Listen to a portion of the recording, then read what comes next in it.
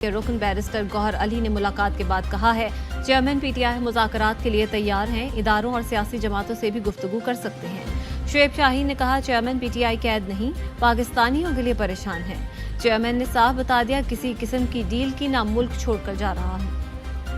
जेलों में डाला गया, मेरे राइट हुकूक में डाके डाले, लेकिन इस सब के बावजूद मैं बात करने को तैयार हूँ, बशमूल इदारों के पॉलिटिकल पार्टी से बात करने को तैयार हूँ, लेकिन हमारी बातचीत का महवर होगा इलेक्शन कैसे मुमकिन बनाया जा सके 90 डेज में, और इलेक्शन फ्री एंड फेयर कैसे होल्ड किया जाए। इमरान खान साहब को मिलके आ रहे हैं, वो बहुत हाई स्पिरिट में हैं, पाकिस्तानियों के बारे में सिर्फ परेशान है।